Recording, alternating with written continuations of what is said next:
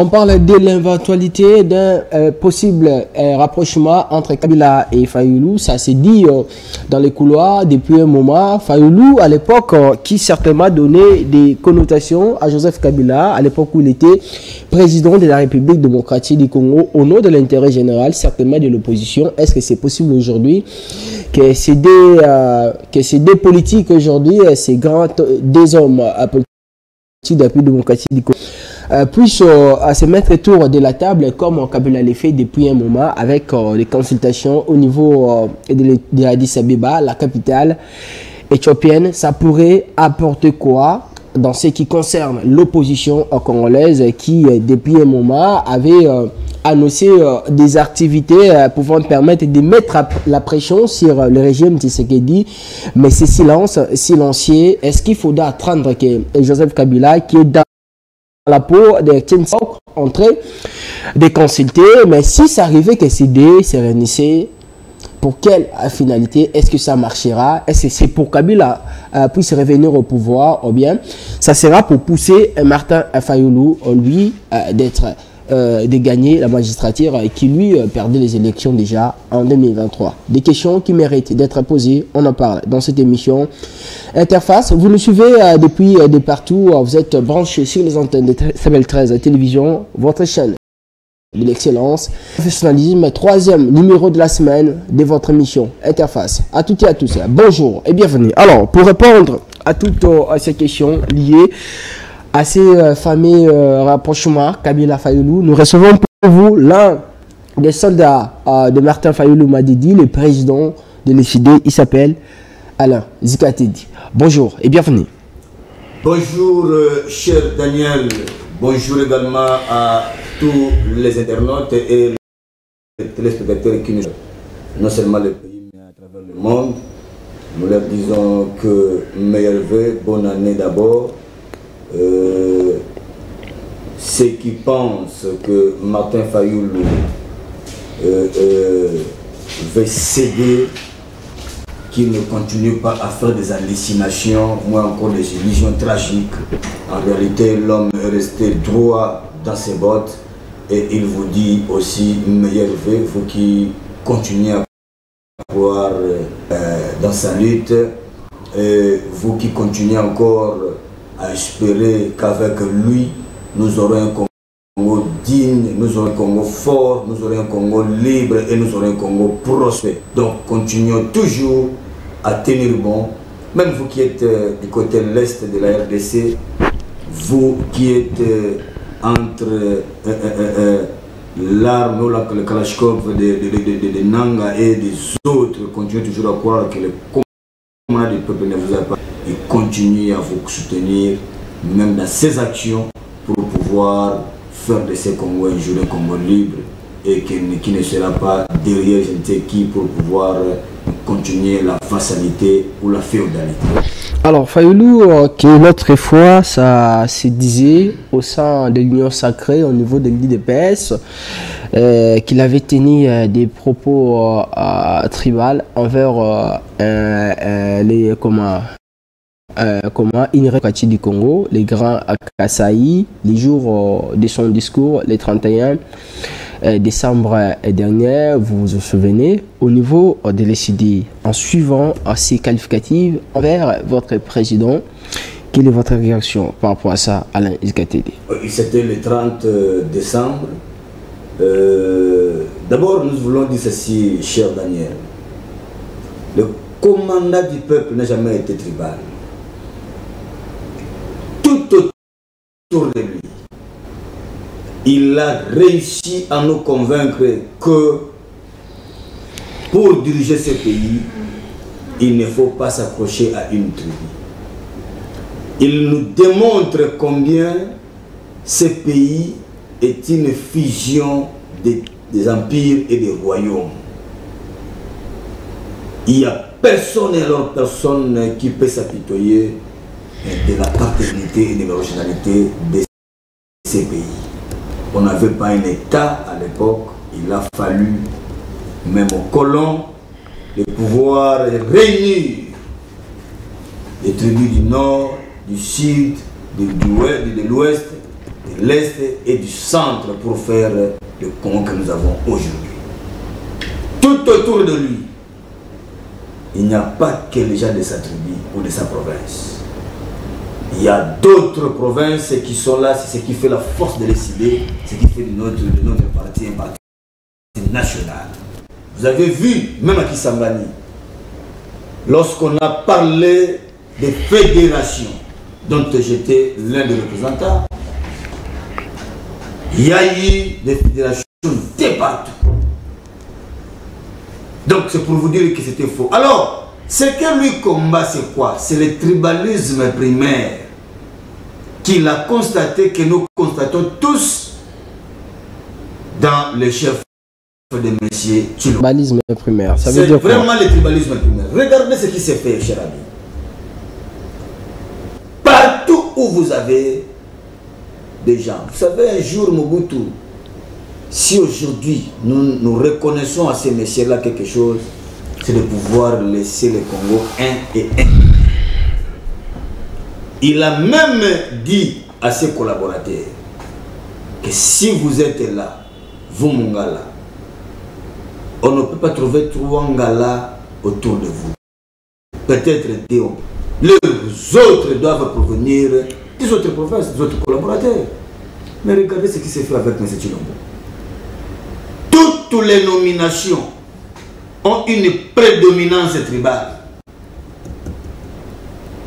Il a tellement les gens qui l'entourent. Presque. Ce sont des Baluba. Vous avez vous-même entendu M. Augustin Kabou lorsqu'il faisait la recommandation à ceux qui partaient. Parce que là, ils ont joué deux rôles. Le rôle d'immigration là, ils ont immigré les gens vers Katanga parce qu'ils savent que de l'autre côté, il y a les Katumbi et autres qui peuvent faire en sorte que la route soit barrée avec leur forfaiture. Mais ce n'est pas quelque chose qui date d'aujourd'hui, Alice Gadi. Depuis l'époque, il y avait la cohabitation entre les deux régions de la Congo, les deux tribus. Il y avait la cohabitation, certes, mais la cohabitation n'était pas aiguë comme nous le constatons cette fois-ci. Aujourd'hui, c'est maintenant aigu. Aigu. Il y a vraiment un accent assez aigu dans ce qu'ils appellent, eux, l'immigration. Pour quel objectif? Non, mais c'est ça la finalité. Pour eux, c'est quoi les problèmes? Ils savent déjà que il y a des provinces qui ne leur sont pas profitables, bénéfiques. Là où il faut rapidement envoyer ceux qui peuvent jouer le contrepoids pour eux. Avec leurs projets macabres qu'ils sont en train de mettre sur pied, de pouvoir changer de manière mathématique la Constitution. Qu'est-ce qu'il faut faire? Il faut amener les gens là où les gens peuvent facilement revendiquer et pour chercher comment étouffer l'œil de l'œuf. Dans les grands bandes, par exemple, de ce côté, les gens ne peuvent pas revendiquer. Que dans les grands, c'est un milieu qui n'est pas favorable à nous. C'est vraiment hostile. Et ils savent que c'est les bastions, c'est comme à l'époque. Souvenez-vous, lorsqu'on voulait chercher à étouffer le petit district de Mulumba, ils ont tenté avec Grand Kassa, ils n'ont pas réussi.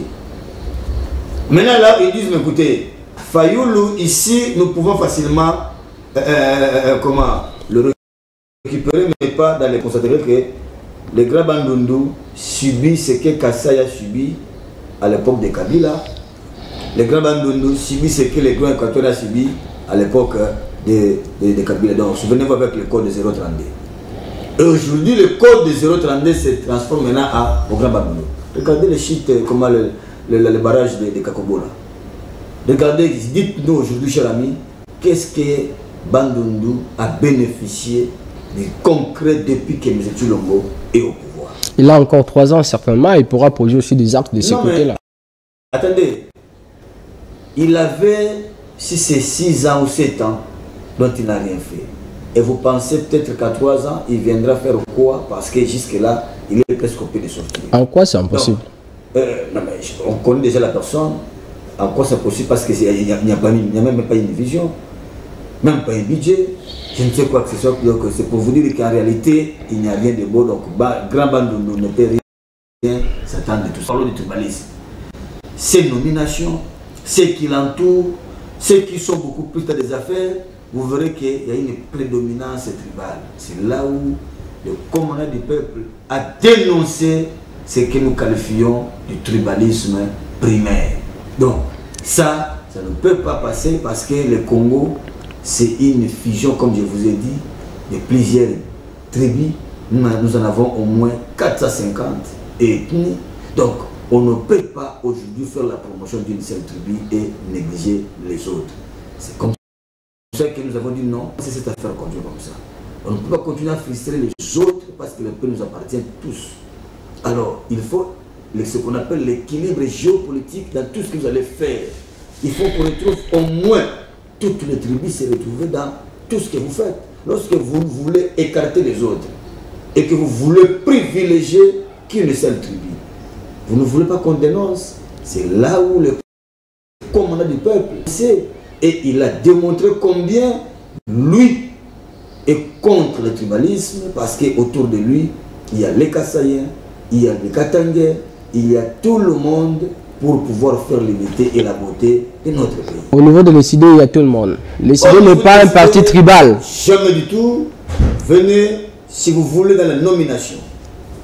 Nous qui sommes dans l'équipe gouvernementale de l'ECD, l'équipe en miniature que nous appelons le bureau national, le bureau politique, comme les autres veulent l'appeler, vous trouverez presque toutes... Vous citez 3 personnes qui occupent des hautes fonctions au sein de l'ECD, mais qui sont du Grand Kasaï.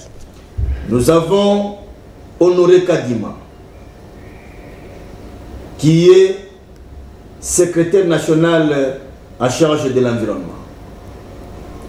Nous avons celui que nous appelons Madame Kabengele. Madame, elle est chargée des finances. C'est comme ministre des Finances chez nous.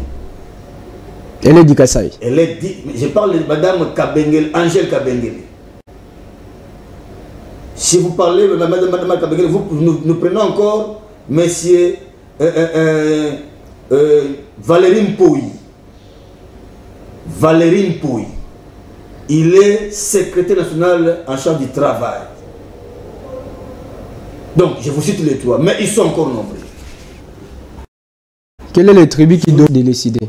S'il y a plusieurs dans la nomenclature du gouvernement en miniature de l'ECD, la province qui domine beaucoup plus, c'est le Grand Kasaï.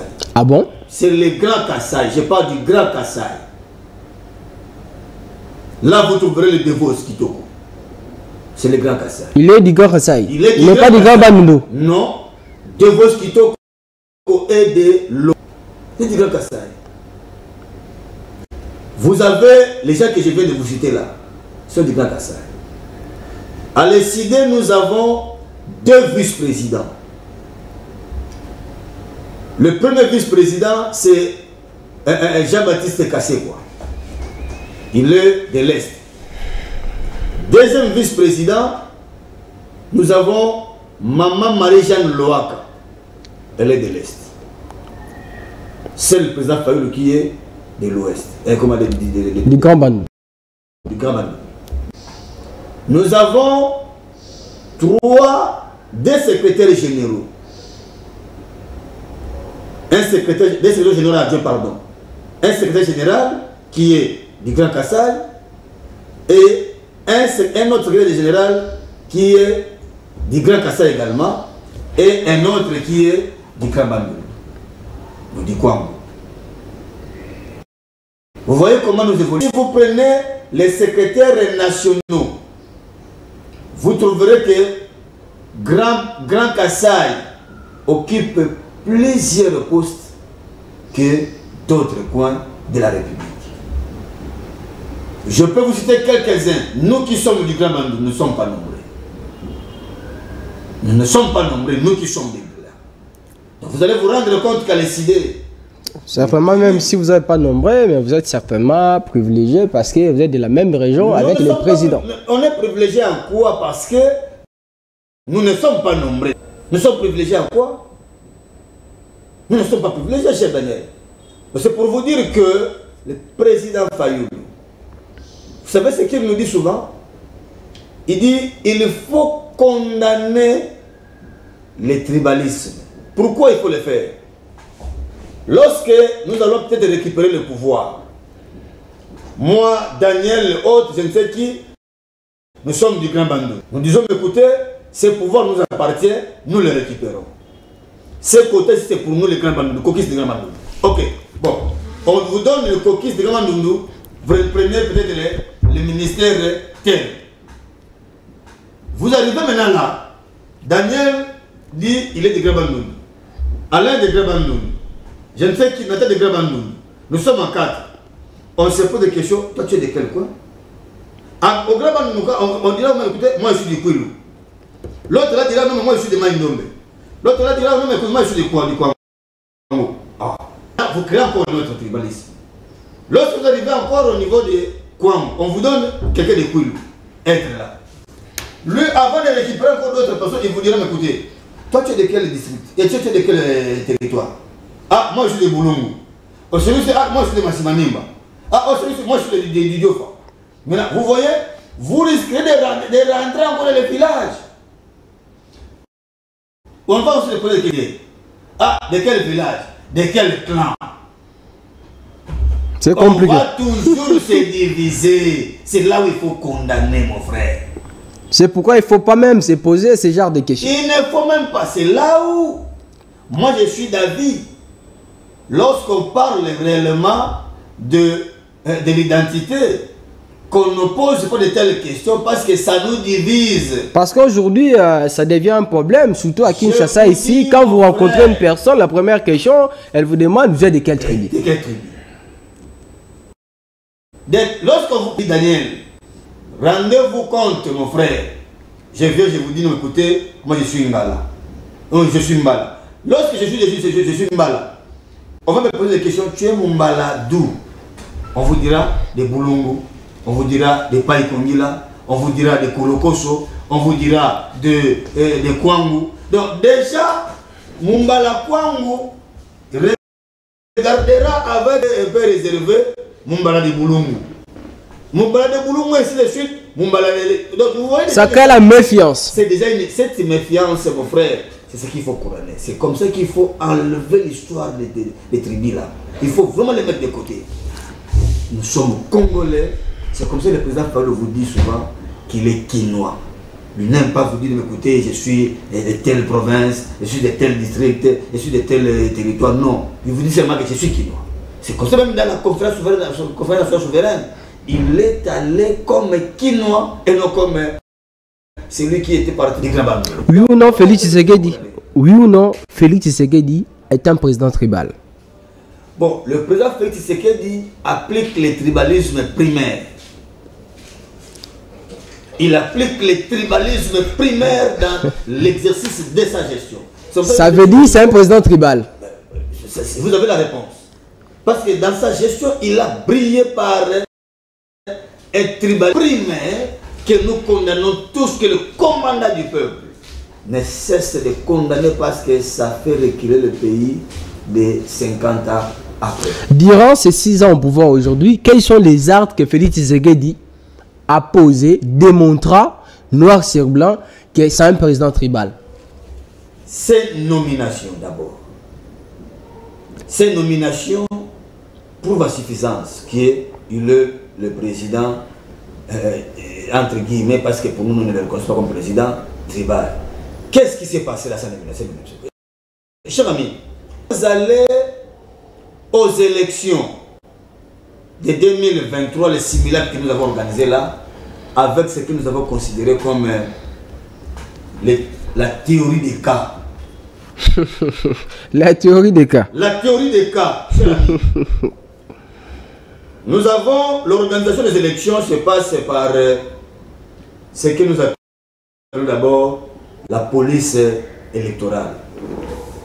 La police électorale c'est au niveau de la CENI. Non, non, c'est au niveau du ministère de l'Intérieur. C'est la sécurisation des processus électoraux. Maintenant, regardez celui qui était à la tête du ministère de l'Intérieur. C'était qui? Peter Kazadi. C'était Kazadi. Il est encore revenu.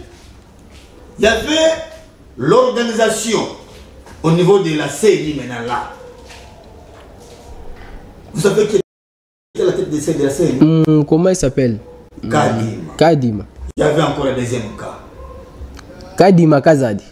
Mon frère. Au niveau des contentieux électoraux, c'est le ministère de la Justice qui était à la tête du ministère de la Justice. Madame Rose Mutombo, je pense, Madame si je ne me Rose trompe Mutombo. pas. Maintenant, Madame Rose était au niveau de la justice, des tribunaux, de la Cour constitutionnelle, parce que c'était la Cour constitutionnelle qui était les juges constitutionnels, plutôt les juges, comment on appelle ça, le tribunal électoral, ouais. Pour les contentieux. Les contentieux électoraux des députés nationaux et les députés et les présidents de la République. Là, à la tête, on avait Kamouleta. Donc, vous voyez comment la théorie des cas... Il a aussi du Grand Kassai. Du Grand Kassai également. Si vous prenez tous ces gens, et il ne s'est pas limité là, il y avait également au ministère des Finances. Nicolas Kazadi. Il y avait Kazadi. Et au niveau de la Banque centrale, Madame Kabedi. Vous voyez les cas partout. Donc tous ces cas provenaient d'une même province. Vous comprendrez facilement qu'il y avait un problème de tribalisme. Ces personnes étaient là à la tête de toutes ces institutions parce que c'était des personnes compétentes. Ça ne pouvait certainement, ça n'a rien à voir avec leur tribu. Vous voulez dire, cher Daniel, que les compétences, on ne les trouve que au Grand Kassai. C'est ce que vous voulez nous dire. Si vous allez dans ça peut être aussi une évidence. Dans nos universités, je sais que vous avez fait de très bonnes écoles.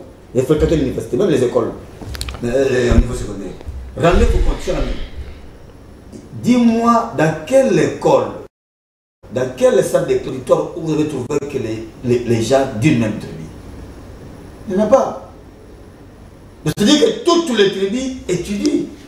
Et dans toutes moi à l'époque, quand j'ai étudié à l'unité, j'ai resté haut dans ma chambre. J'avais mes amis, il y avait certains qui étaient originaires du Grand Kassai, certains originaires du Bandundu. Exactement. Donc nous avons une politique dans presque, même dans des hommes. Il y en avait partout. Maintenant, comment vous voulez nous dire aujourd'hui qu'on ne peut que retrouver les compétences dans les Grands Kassai? Donc c'est faux. C'est là où nous vous disons que ça, c'est ce que le président Palou a qualifié de tribunalisme primaire. Regardez, lorsqu'on a déjà la casquette du président de la République, on quitte sa tribu. On devient national. C'est ce qui se passe avec le président Tshisekedi, apparemment. C'est avec M. Tshilombe qu'on a connu le conseil Machia Moumen. Vous êtes mon sang. Vous êtes mon identité. Le président de la République, c'est comme ça que vous avez vu dans la loi électorale, on dit sa circonscription électorale, c'est l'étendue du territoire national. Il n'a pas de tribu.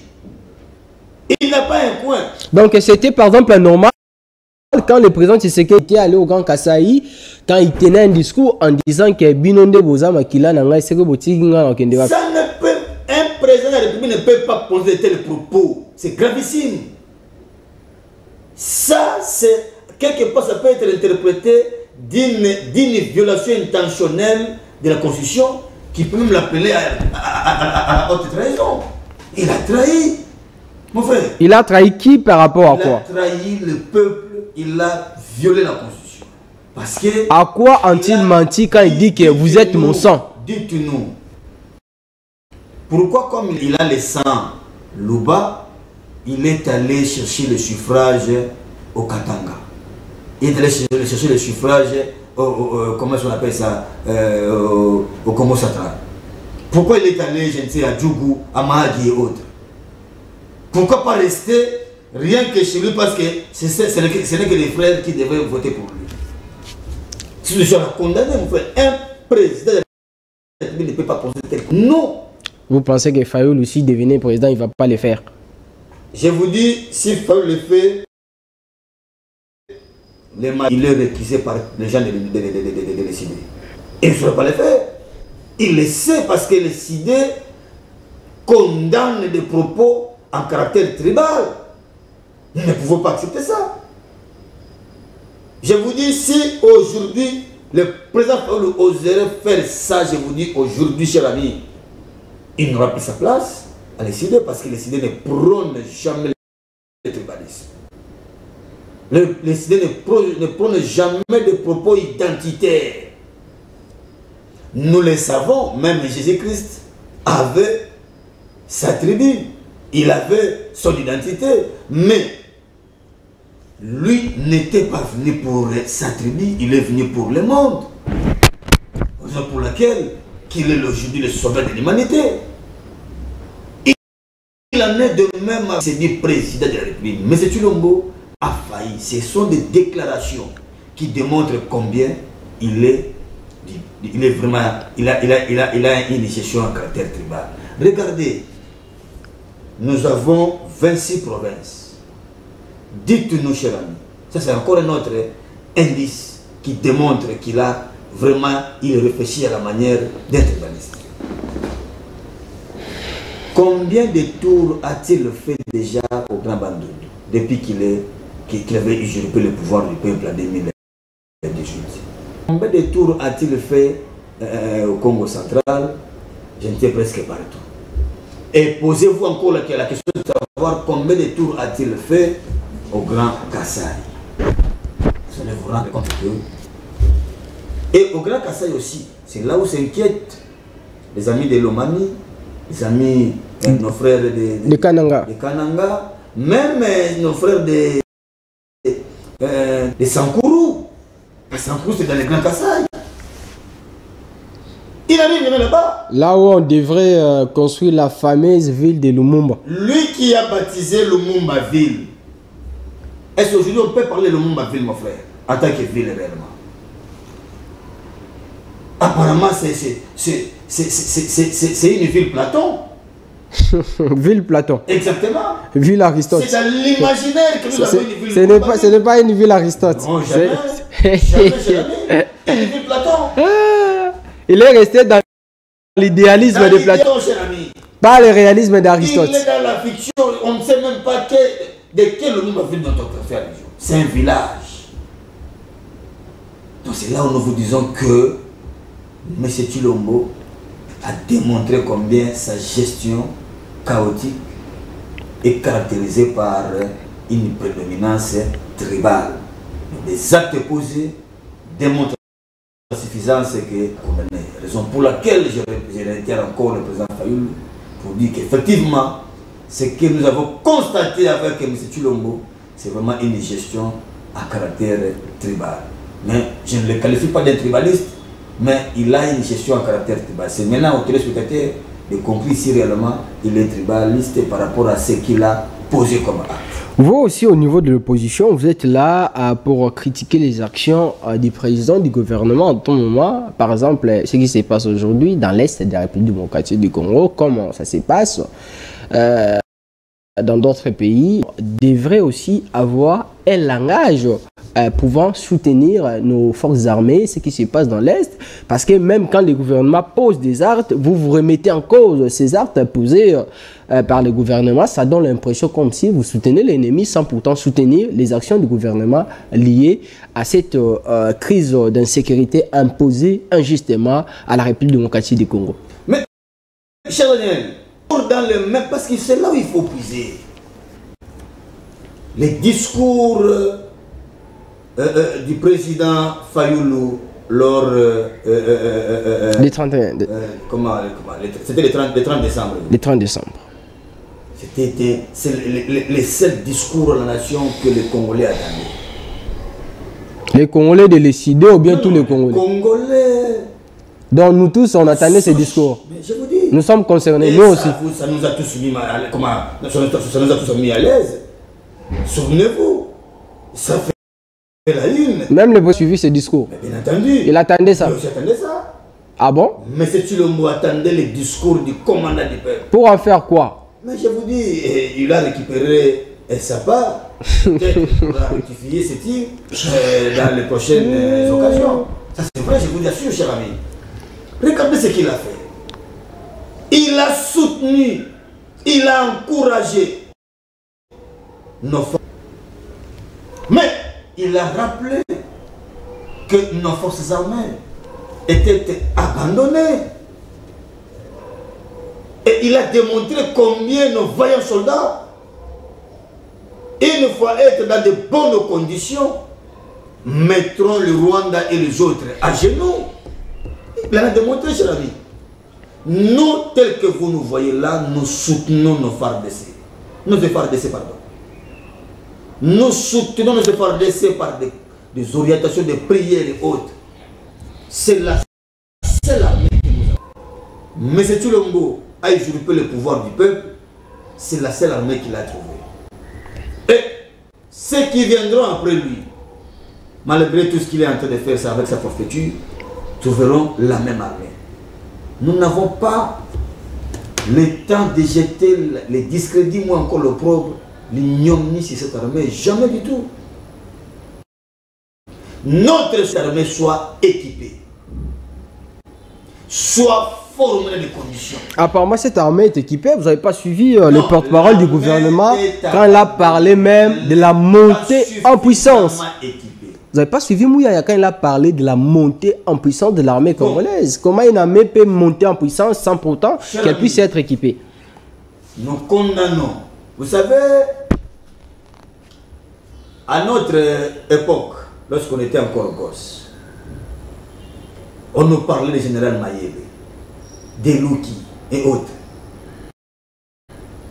Ça, personne, et alors personne, n'accédait à un poste supérieur sans que le conseil étudie, le conseil de sécurité, bien entendu, interne, étudie un peu son parcours. C'est bravoure dans l'armée. On vous parlera de celui-ci qui a gagné ceci, celui qui a mis Moba à genoux, Moba 1, Moba 2 à genoux, celui qui a fait ceci. On vous parle de ces prouesses. Mais aujourd'hui, ça, vous savez, cher ami, il y a certaines nominations que nous sommes en train de condamner, qui ne peuvent pas se faire comme ça. C'est ce qu'en amont, il y a eu des gens qui ont déjà cherché comment infiltrer, à mettre cette armée à genoux dès que ça n'a pas tenu. Ce qu'ils utilisent, oui, ça c'est, en tout cas, c'est là où il faut encourager encore nos FARDC. Comme armement, et en réalité, on ne veut pas les équiper. Regardez ce qui s'est passé à Masisi Centre. Vous récupérez le pays, il y a comme la ville. Quelques temps après, on vient vous déloger. Est-ce que vous pouvez expliquer ça à un pécheur? Qu'est-ce qu'on peut nous dire avec ces jeux de ping-pong? Comment on peut avoir des élèves de Dégon? Ça veut dire L'un occupe la salle le matin et le soir, les autres viennent occuper la salle. Est-ce qu'on peut nous expliquer ce tropisme sécuritaire? Ce sont des réalités de la guerre, certainement. C'est ce que nous disons. Il y a eu une défaillance, peut-être, dans la chaîne de commandement. Peut-être. Est-ce qu'il n'y a pas eu un problème d'équipement ou un problème d'homme? C'est ce que nous décrions. Mais la montée en puissance, nous ne pouvons qu'applaudir. Nous applaudissons et notre souhait, nous, la MOCA, nous décider, nous recouvrions notre intégrité territoriale. Et notre armée est capable de les faire. Notre armée est capable. Mais à une seule condition, qu'elle soit équipée suffisamment pour pouvoir déloger l'ennemi. Alors, on va parler de ce qui se passe, de ce qui s'est dit dans les silences aujourd'hui. Une possible à la Fayulu aujourd'hui, justement, pour créer une force unique pouvant faire face au régime à Tshisekedi. Qu'en pensez-vous de cela? Merci, cher Daniel. Je sais que c'est vraiment un sujet qui est à la une. Tout le monde le maîtrise de sa façon. On concède quand même à nos communs des mortels. Mais le problème, c'est quoi, cher ami? De 2018 jusqu'à nos jours, nous sommes en train de traverser une période fatale. Une période de triangle fatal. Exactement. Nous avons le triangle qui a 3 angles, bien entendu. Dans le triangle fatal, au sommet, nous avons les voleurs. Le voleur du pouvoir en 2018, qui s'appelait Monsieur Kabila. Le voleur du pouvoir vient vendre son pouvoir au deuxième triangle, à celui qu'on appelle les receleurs. Le pouvoir qui est Monsieur Tshilombo. Pendant qu'au troisième triangle, vous avez les détenteurs constitutionnellement originels du pouvoir, qui est Fayoulou. Alors, les trois, cher Daniel, ce sont des éléments majeurs pour la relance ou le décollage de notre pays. Parce qu'il vous souviendra que dans notre constitution, Les voleurs du pouvoir, les voleurs du pouvoir, les receleurs, du pouvoir, ensuite les détenteurs des pouvoirs. Constitutionnellement originel. Parce que dans l'article 5 de la Constitution, on nous dit que la souveraineté appartient au peuple. Et c'est ce dernier qui le remet, le donne à celui qui le veut. Or, à cette époque, c'était à Martin Fayoulou que le peuple a donné le pouvoir. Mais il y a quelqu'un qui a volé ces pouvoirs-là pour le vendre à qui? À un receleur. Les voleurs, c'est qui? Les voleurs, c'est M. Kabila. Les receleurs. M. Tshilombo. Les détenteurs constitutionnels du pouvoir. Monsieur ou le président Martin Fayoulou Madidi. Et la place de Moïse Katumbi, c'est où? Non, ici Moïse Katumbi était dans l'Amouka. Donc Katumbi était... Parmi les détenteurs constitutionnels du pouvoir. Exactement. Parce que dans le détenteur ici, il y avait le président Fayoulou à la tête, bien entendu. Mais il y a eu d'autres membres du présidium de l'Amouka que vous connaissez, qui étaient avec lui. Mais ici d'abord, ce sont les 3 éléments majeurs. Alors, ces 3 éléments qui ont constitué les triangles. Le président Martin Fayoulou, tout au début, a compris, a dit quoi? Il voulait que nous puissions nous mettre autour d'une table pour échanger. C'est là où nous avons parlé de la cohésion nationale, où on allait parler de vérité, réconciliation et cohésion nationale. C'est là où on devait se dire des vérités en face. Parce que vous le savez, que dans ces pays, il y a des ceux-là qui ont créé tellement une idée selon laquelle, pour avoir le pouvoir, toujours négocier, coopérer, pour être redevable non seulement au peuple, mais plutôt à ceux qui vous mandatent. Voilà pourquoi le président Fayoulou a compris cela. Le 30 décembre passé, lors de son adresse, il a réitéré les mêmes propos qu'il continue à prononcer, selon lesquels que nos pères spirituels pouvaient, sous les rigides, mettre les Congolais ensemble pour pouvoir discuter des questions éminentes du pays, entre autres la cohésion nationale, pour pouvoir chercher comment mettre fin avec la fameuse agression et surtout recouvrer notre intégrité territoriale. Alors, c'est là où vous entendez maintenant les Namouka essayer de dire quoi? Que nous sommes prêts, nous sommes ouverts aujourd'hui à rencontrer quiconque, parce qu'il ne faut pas oublier, cher ami, Dieu aujourd'hui nous qui sommes avec lui, dans des prières, Dieu nous dit quoi? Que le jour où Satan va se repentir, reconnaîtra qu'il a péché, il revient pour demander pardon, Dieu l'entendra et exaucera ses mots pour pouvoir les pardonner. Donc aujourd'hui, tous ceux qui peuvent nous demander pardon, chercher à faire route ensemble avec nous, il est la bienvenue.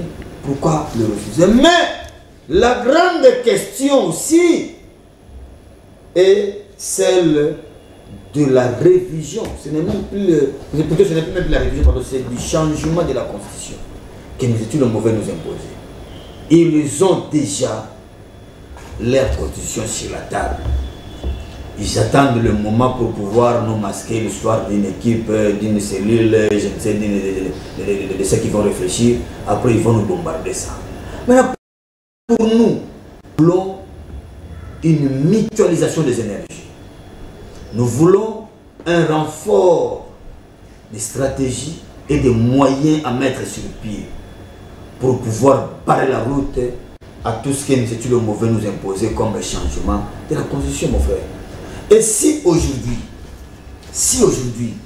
M. Kabila se répand, il doit se repentir. Bien entendu. Parce que vis-à-vis de qui? Il est considéré comme celui qui a volé la victoire du peuple pour la vendre à quelqu'un d'autre. Il doit se repentir vis-à-vis de qui? Il doit demander pardon à Fayoulou. Congolais.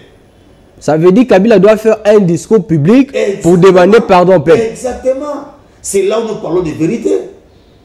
Parce qu'il doit nous dire... C'est parmi les conditions de décider pour faire une alliance avec Kabila.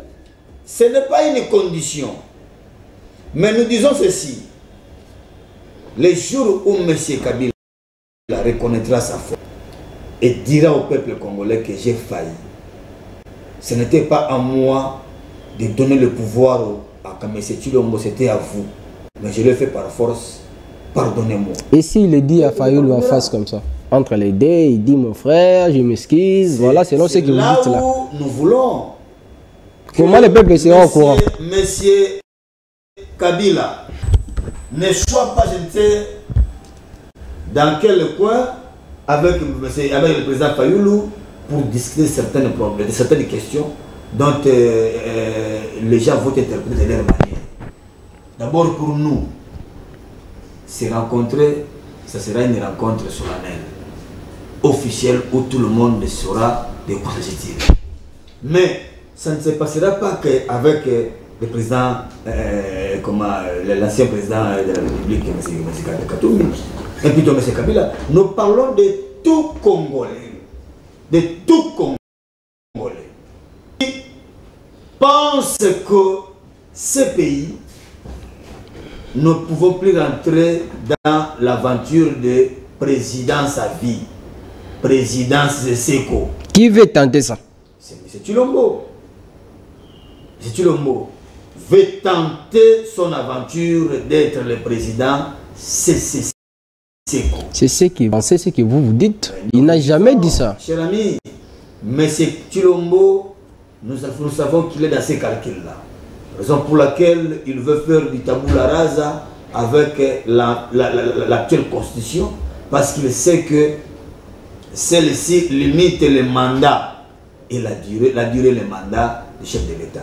Maintenant, il veut que nous puissions avoir une durée ou un mandat qui sera limité dans l'État, bien entendu, mais qui sera renouvelable plusieurs fois. C'est là où nous n'accepterons pas. C'est là où nous disons qu'écoutez, il faut tout faire pour barrer la route à M. Kabila, à M. Tshilombo, pardon, et tout celui qui vient nous accompagner dans cette démarche sera la bienvenue. Nous ne pouvons pas l'empêcher de pouvoir le faire parce que nous étions ici avec vous. Mobutu le disait à l'époque qu'il était prêt à signer même des accords avec les diables pour refaire l'unité du Congo. Et vous nous sommes à faire la même chose avec tout le monde. Nous ne citons pas les gens. Nous sommes prêts avec tout le monde. Et n'oubliez pas que M. Kabila que vous voyez aujourd'hui, déjà il a emboîté le pas avec Chadari. Nous sommes allés, nous avons fait le front contre le changement et la révision constitutionnelle. À la 5 ans. À la 5 ans ici. Son parti PPRD est signataire à travers monsieur qui est comme Chadari, Ramazani. Les PPRD qui l'autre fois qualifié, Fayoulou de devenir proche de Tissé. Cher ami, c'est comme ça que nous disons qu'aujourd'hui, le président Fayoulou a démontré combien il est incontournable. Il est devenu le centre d'intérêt. Les centres d'intérêt, ce n'est pas Kabila, mais c'est Fayoulou. Je vous dis, c'est maintenant le président Fayoulou qui devient le centre d'intérêt. Mais c'est il on cherche faire un rapprochement avec le président Fayoulou. Est-ce que Fayoulou peut peser devant Kabila? Mais regardez ce qui s'est passé. Katoum est allé voir Kabila. Claude Louba est allé voir Kabila. Est-ce que les gens en parlent comme ceux qui en parlent aujourd'hui? Parce que d'abord aujourd'hui, vous parlez d'un probable rapprochement, vous parlez d'une probable rencontre. On ne connaît ni la date, moi encore les lieux. Mais regardez comment ça fait la hymne. C'est pour vous dire que le président Fayoulou pèse énormément. C'est lui qui est le Satan qui peut pulvériser l'affaire aujourd'hui et conquérir l'affaire une fois pour toutes. Donc c'est pour vous dire que son poids politique aujourd'hui est tellement énorme. Alors, pour nous, il n'est nullement question de chercher à faire je ne sais quel type d'accord, quel type d'alliance. Nous sommes dans le contexte d'une alliance ou d'un rapprochement conjoncturel situationnel. C'est juste pour voir comment barrer la route à cette aventure de M. Tshilombo, parce que nous n'accepterons plus l'aventure de présidence à vie dans ces pays. Vous adorez aussi accuser Tshisekedi en tout moment, vous l'accusez d'avoir cette intention de s'interniser au pouvoir. Aujourd'hui, vous commencez à l'accuser de préparer son fils pour qu'il puisse le remplacer. Regardez ce qu'a fait son fils. Cher Daniel, dites-nous, Monsieur Anthony Tshisekedi voyage et il est dans les délégations officielles en tant que qui? C'est pour les comptes de la maison civile du chef de l'État. Ah, voilà. Peut-être. Donc aujourd'hui, on peut nous dire que la maison civile est maintenant classée parmi les institutions constitutionnelles.